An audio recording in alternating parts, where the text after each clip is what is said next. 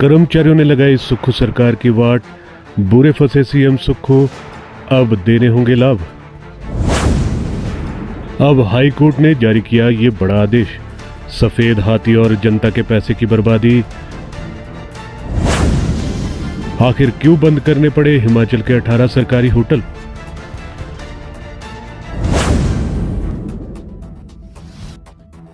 Himachal Pradesh high court ने शिमला, मनाली और धर्मशाला जैसे प्राइम लोकेशन पर चल रहे सरकारी होटलों को बंद करने के आदेश दिए हैं।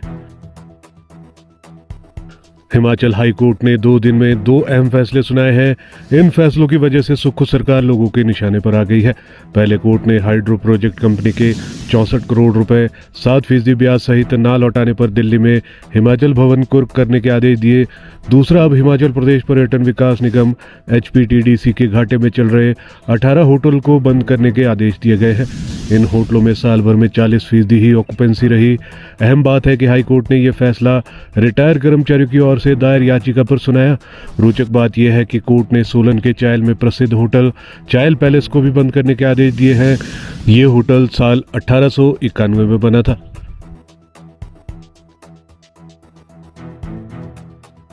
दरअसल HPTDC के सेवानिवृत्त पेंशनरों को बीते कई सालों से एरियर सहित अन्य वित्तीय लाभ देने में सरकार नाकाम रही। इस पर ये पूर्व कर्मचारी हिमाचल हाईकोर्ट चले गए। अब मंगलवार शाम को न्यायाधीश अजय मोहन गोयल की अदालत ने बड़ा फैसला सुनाया है। कोर्ट ने कहा है कि निगम को बार बार आगाह करने पर भी सेवानिवृत्त पेंशनरों को ग्रेच्युटी, लीव एनकैशमेंट, कम्यूटेशन और अन्य वित्तीय लाभ नहीं दिए गए। इसके अलावा न्यायाधीश अजय मोहन गोयल ने पर्यटन निगम को सेवानिवृत्त कर्मचारियों, चतुर्थ श्रेणी और मृतक कर्मचारियों की सूची अलग से सुनवाई को पेश करने को कहा, ताकि बकाया राशि निगम के सेवानिवृत्त कर्मचारियों और मृतक कर्मचारियों के परिवारों के सदस्यों के पक्ष में अदा की जा सके। हाई कोर्ट ने 12 नवंबर के आदेश में निगम की ओर से संचालित पिछले 3 वर्षों में प्रत्येक इकाई की अर्जित आय की सूची भी न्यायालय में पेश करने को कहा था। सभी होटल के कमरों और रेस्तरां इकाइयों का विवरण न्यायालय को प्रस्तुत करने के भी आदेश दिए गए थे। हिमाचल हाई कोर्ट ने कहा है कि ये सरकारी संपत्तियां जनता पर बोझ है। इसी के साथ कोर्ट ने नाराजगी भी जताई। इससे पहले हाई कोर्ट ने 17 सितंबर के आदेशों में पर्यटन निगम को घाटे से उबारने के लिए कुछ सख्त नियम बनाने को कहा था, लेकिन इस बारे में सरकार कुछ भी नहीं कर पाई और कोर्ट को फैसला देना पड़ा। कोर्ट के साथ ही कहा था कि अगर निगम पूरे प्रदेश में अपने होटलों को चलाने की स्थिति में नहीं है तो वो इनको पार्टनरशिप या लीज पर चलाए। इससे जहां प्रदेश में पर्यटन को बढ़ावा मिलेगा, वहीं निगम की आय को भी बढ़ाया जाएगा।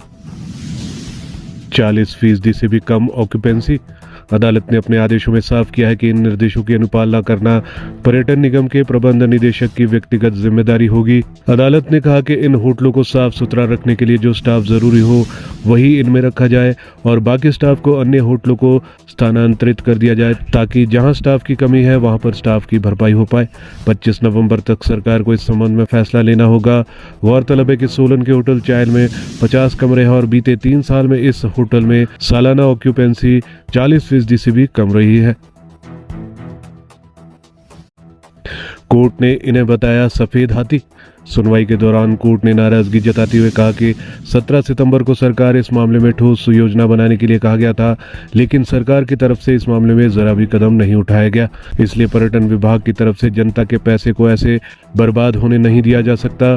कोर्ट ने अगली सुनवाई में विभाग की तरफ से एफिडेविट दाखिल करने के लिए कहा है।